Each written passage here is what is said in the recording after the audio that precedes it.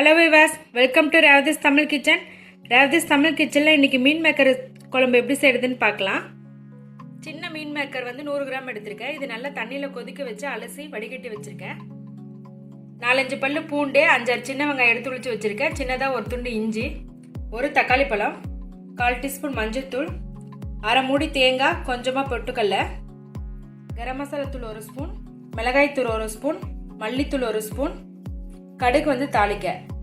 இது ரொம்ப ஈஸியா பண்ணிடலாம். இதை எப்படி செய்யறதுன்னு பார்க்கலாம்.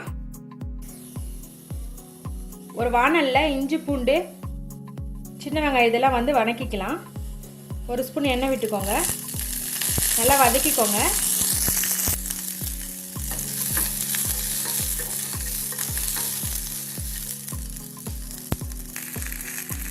வெங்காயம் நல்லா வதங்கிடுச்சு. இப்போ வந்து இதை இறக்கிடுங்க. இது ஆறின பிறகு மிக்சியில் போட்டு நல்லா பேஸ்ட்டாக அரைச்சிக்கோங்க. குழம்பு தாளிக்கலாம். பேனில் ஒரு 2 ஸ்பூன் எண்ணெய் ஊற்றிக்கோங்க. எண்ணெய் காஞ்சது கடுகு சேர்த்துக்கோங்க. கடுகு நல்லா வெடித்து வரட்டும். கடுகு வெடித்த பிறகு நம்ம எடுத்து வச்சுருக்க மீன் மேக்கரை இதில் சேர்த்திடலாம்.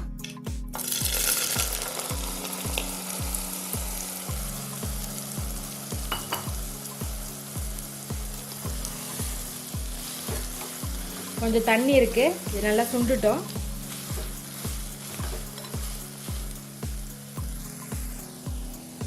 ஒரு 5 நிமிஷம் வந்து மீன் மேக்கர் எண்ணெயில் வதங்கிடுச்சு.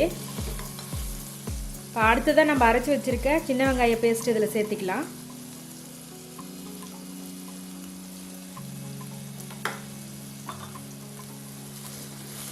நல்லா மிக்ஸ் பண்ணி விடுங்க.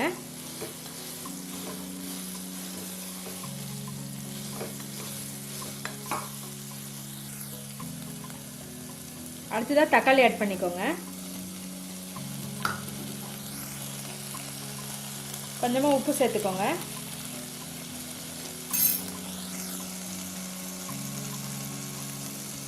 அடுத்ததாக மஞ்சள்தூள்,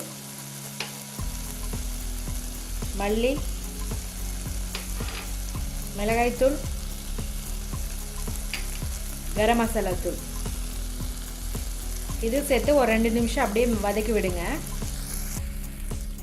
மசாலா சேர்த்து மிக்ஸ் பண்ணிட்டோம். அடுத்ததாக இதில் கொஞ்சமாக 1 கப் அளவு தண்ணி விட்டுக்கோங்க.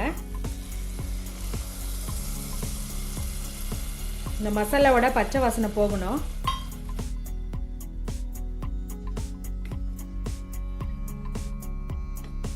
நல்லா கொதிச்சு வரட்டும்.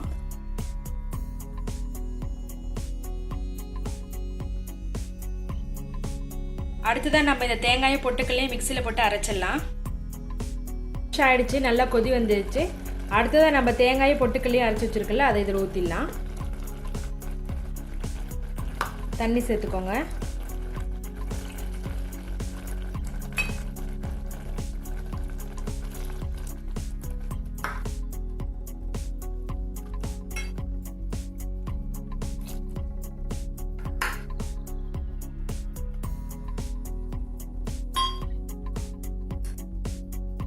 நல்லா மிக்ஸ் பண்ணி விடுங்க.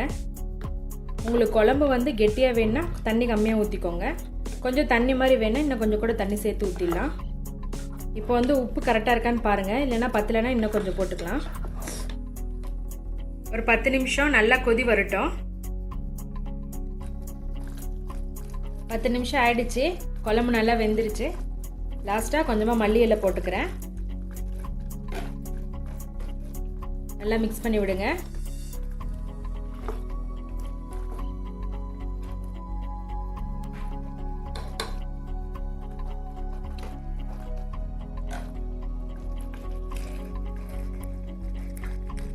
இந்த குழம்பு வந்து நான்வெஜ் செய்கிற மாதிரியே செஞ்சுருக்கேன். நான்வெஜ் சாப்பிடாதவங்க இந்த மாதிரி கண்டிப்பாக ட்ரை பண்ணி பாருங்கள்.